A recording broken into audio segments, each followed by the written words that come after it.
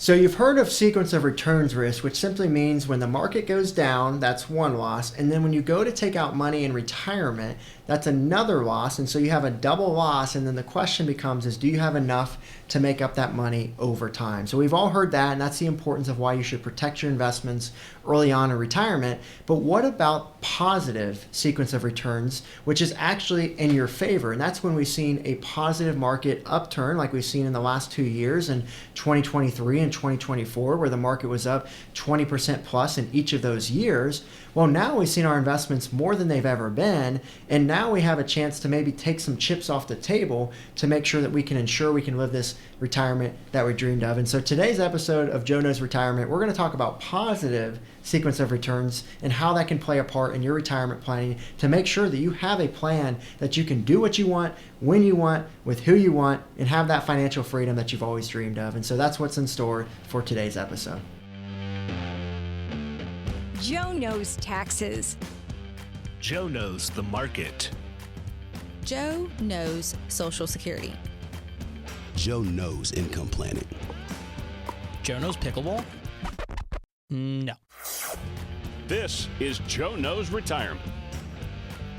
So my name's Joe Schmitz, the CEO and founder of Peak Retirement Planning. We love talking about these types of topics, especially with tax planning and especially with those with more advanced and complex situations of how do we best plan for your future. And this is a big one here with the positive sequence of returns conversation, because this is an opportunity we don't see all the time. And we've especially seen it as of late because of the 2 past years' returns, but we've seen the market go up consistently over the last couple of decades, and we've seen some big opportunities to capture a lot of growth in the equity markets. And most people we see, they've been participating in that. They've been investing in the market within their 401k, their IRA, their TSP, all their retirement accounts. And now that's put them in a position where their accounts are at a great, great value, and they're in retirement. And then now they have and looking forward to having that financial freedom. So typically the people we work with, we call them the Midwestern millionaire. They're hardworking, they're diligent savers, they're frugal, and they've done a great job up to this point getting to where they are. And so most of them have balances, again, the highest they've seen, but their question now becomes is how do we take this big bag of money and turn it into a purposeful retirement? And that can consist of 3 things. That could either be spending, giving it, or gifting it. So giving it to charities, gifting it to family members or loved ones. And so we like to help our clients have more fulfillment and purpose with the money that they've saved, because most of them, they may not be worried about running out of money. What they may be worried about is, are they going to be able to purposely use that throughout the retirement? And so we had a client one time, they told us, hey, at 60 years old, we're going to retire and we're going to enjoy the next 15 years because that's what we call our go-go years, and that's what we're going to be able to live and enjoy the money we've worked so hard for.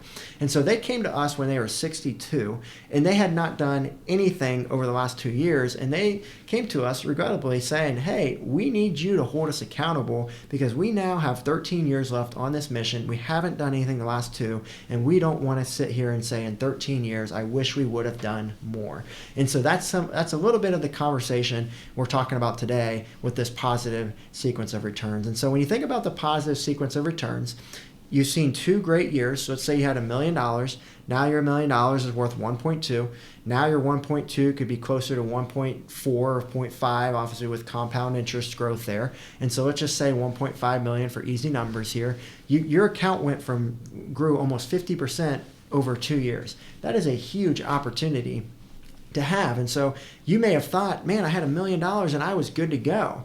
Now I have 1.5. Now I'm definitely good to go. And so something that a lot of our clients have been curious about is, hey, should we take the chips off the table now? Should we take a lot of this investment gain we've seen and look to protect it? Especially with interest rate right now at pretty generous amounts where you can get a pretty stable and consistent return without having to take a ton of risk. And also knowing the future of the markets is unknown. And I'm not here to tell you they're going down. I'm not here to tell you they're going up. But we do know up to this date of this video that the markets have dropped since the beginning of the year, and so it hasn't dropped dramatically to the point where it wouldn't make sense to protect some of the money because of how much return we've seen in the past 2 years. As you always hear, when the market goes down, you shouldn't sell your investments, which is great advice in general. But if you've already seen this amount of growth, maybe the short little drawdown may not matter as much. And especially important to know, we see small drawdowns throughout the years all the time. 91 out of the last 95 years, we've seen a 5% drawdown in 91 out of the last 95 years. And so even in 2023 and 2024, we still saw drawdowns of 8% and 10% during those years. And so that's pretty dramatic, obviously, of like when that happens, you're thinking, oh no, we're down 10%. What's going to happen from here? But let's not forget, when in doubt, zoom out. Don't look at it from that really few days or that few week experience. Look at what we've done the last 2 years. Look what we've done over the last 10 years. Look what we've done over the last 20 years. And you're going to find yourself feeling a lot more comfortable with the gains you've had. And so some people do want to go into retirement. Maybe they have a pension and they don't need their investments and they want to continue to take as much risk as possible. And if that's the case, no problem at all. When you've been a diligent saver, when you have a pension, when you have a hefty Social Security, you can take on more risk if you want to.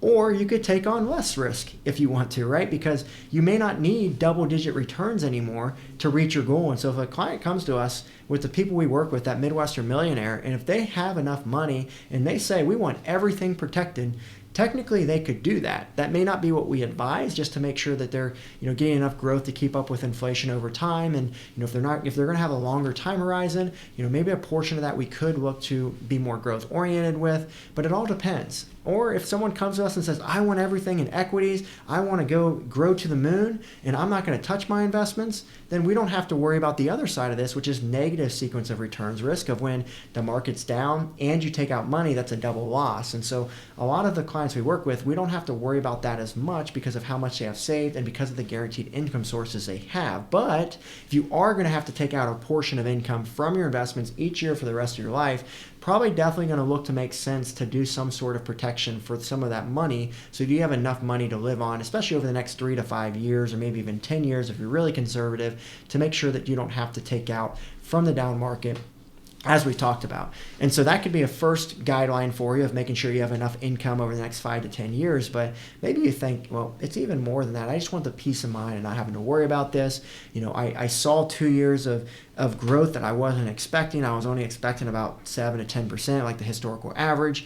And so maybe you just look to take that portion, give you a complete comfort and peace of mind, and you put it on the sideline there for a rainy day, and you're good to go. So that's one way to look at it.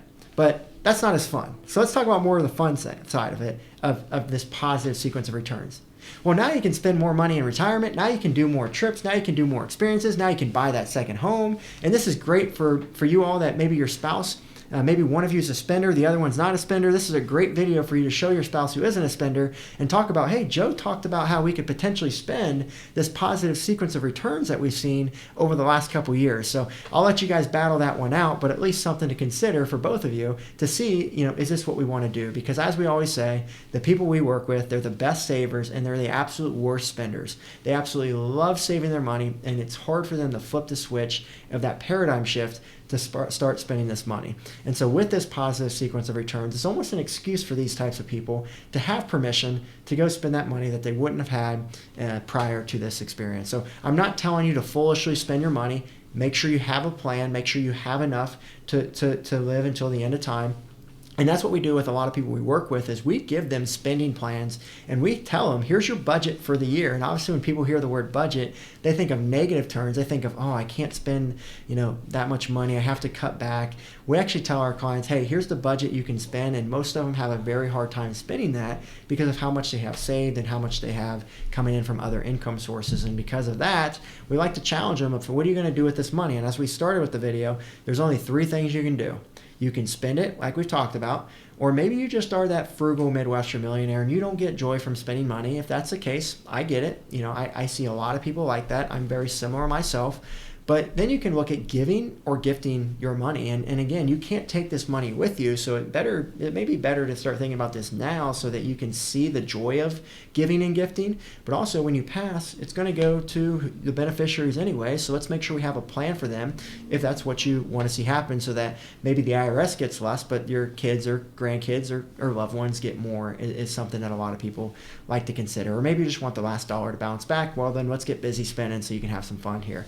But when it comes to gifting and giving, again, you can take this positive sequence of returns, and you can start gifting it a lump sum now to your favorite charity, or maybe you gift it over time, and maybe you look at strategic charitable opportunities like a donor advised fund if you're before 70 and a half, or maybe you're over 70 and a half. Maybe you look at something called a qualified charitable distribution where you can take money from your IRA, send it to a charity tax-free. And so those are opportunities you could do while you're living. Or maybe you want to maybe look at something even more advanced like a CRT, a charitable remainder trust, if you have a lot of highly appreciated assets, and that could give you an income stream for the rest of your life. And then anything that's remainder that may not be much at all could go to a charity. And we've seen even people who are not charitable minded where a CRT can still make sense for them. So you can start looking at more advanced strategies like that where you can get tax deductions now, and maybe those tax deductions could offset things like Roth conversions, which are very popular strategies right now, and you could do more advanced planning during this time while also seeing the joy and benefit of the money you've saved. Or maybe you want to gift. You want to gift this money to loved ones, to those that you care deeply about, and so you could take some of that gain you've seen and you could start gifting them money right now that maybe they could use to fund a Roth IRA, or put more towards their Roth 401k, or maybe put more towards the down payment on their home, or maybe pay off some credit card debt if they're struggling to make ends meet there. So there's a lot of opportunities you can do now, and if you plan to give them $1 million when you pass, maybe they could benefit from 5, 10, 15, 20,000 or whatever is dear to your heart to do right now to help them reach their goals financially. And that's something that a lot of clients like in working with us, is we always value working with their family members so that we can ensure that if they are going to gift the money, it's used in the right places, so we can help guide those conversations so that they can be set up for success. And then obviously if they pass away, they're going to have that wealth that's going to pass on to those kids or whoever their loved ones are, that we want to ensure is used appropriately, especially when it's a lump sum like that, especially with the new rules where they have to take it out in 10 years, and there's going to be some tax planning involved to make sure they can preserve that and not have to pay as much taxes. So those are all things to consider. The other thing to consider is, the more these investments grow, the more your tax burden is if you have these saved in tax deferred vehicles. And so maybe you start looking at things like Roth conversions and starting to pay some of these taxes now, and looking so that onwards, if this just growth continues, that's going to be tax-free growth moving forward. So those are the three things that I want you to consider there, is maybe spending, giving, or gifting some of these appreciated assets. And if you're in that position where you're still trucking towards retirement and you're not ready to have these types of conversations, obviously keep saving, and just be aware of how close you are to retirement, because obviously there's something called the fragile decade. And that's where if you retire 5 years before the market crashes or 5 years after the market crashes, you could be in some trouble, because early on in your retirement, your $1 million may get cut in half, by 50%, let's say, worst case scenario that we've seen, in 08 down about 40, 50%, depending on what you're invested in. Now it's only worth $500,000. And what you thought $1 million was going to last you for 30 years, now you only have $500,000 to last you for 30 years. And so that's something that, if we're too at risk with all of our portfolio, if we are going to have to start taking out money, we may not have that time to wait for that to come back up. Most markets come back in about 3 years. Obviously, it depends on the circumstance and situation. But what if it's longer? And we need to be prepared for that so that we're not taking that double loss of that negative sequence of returns risk that we've been talking about on this video. So these are all the planning items that you just need to consider as you plan for your retirement. But see this time now as an opportunity that we really didn't expect. And if you're the type of person that says, hey, I don't need this money, I want it to grow, but I'm going to try to time the market. I'm going to try to take my money right now and I'm going to put it on the sideline. I feel like the market's going to crash and I'm going to get back in. That's something we just simply never recommend, because no one knows when the market's going to crash. But not only that, do you have to get right and take your money out before the market crashes, but you also have to get right and put your money back in before the market goes up. And that's just nearly impossible to truly time. And I'll just use a quick, simple thing that we're all aware of. The last 2 years, we didn't expect the market to go up 20% each of those years. Most people did not expect that at all. So if you would have taken out and thinking the market was going to go down, would you have been able to get back in before those rates of return came back? And when did you know when it was at its highest, and when did you know it was going to be at its lowest? So the true and time-tested strategy here is we don't know if the markets are at the highest it'll ever be. We don't know if it's at the lowest it's ever be. That's simply the why investing is such So no one knows, and that's why we just have to make sure we have time horizons associated with it. So we don't want to make necessarily emotional decisions, but it's got to be more so about your situation. Do you need the money? Do you not need the money? Do you feel more safe having it protected? Do you feel better just trying to grow to the moon and trying to build bigger barns? That's really your decision of what you want to see. But just know that now, where we're at, you've got some options to capitalize on what we've seen over the last few years. Again, not to time the market, but just to see where you're at and what you want to do and making sure your investments can accomplish that. So that's all I've got on today's episode of Joe Knows Retirement. And as we always say in these videos, if you are looking for further help, we would recommend that you subscribe to our channel. And this is where you can get additional videos pushed out your way. And then if you like our content, it also allows us to serve more people that we work with here. And again, we always talk about the Midwestern millionaire, that hardworking person who's frugal. And so if that's you, feel free to subscribe to the channel and we'll keep the videos coming. So, and if you would, please give me some comments down below of what you thought of the video, what you would like to see more of. I always try to make the content tailored to our viewers. Obviously, if you're going to watch it, we want to make sure you get what you want. So feel free to put that down there and you should see some videos coming your way for what you're asking for here. So that's all I've got in today's episode. Enjoy the rest of your day.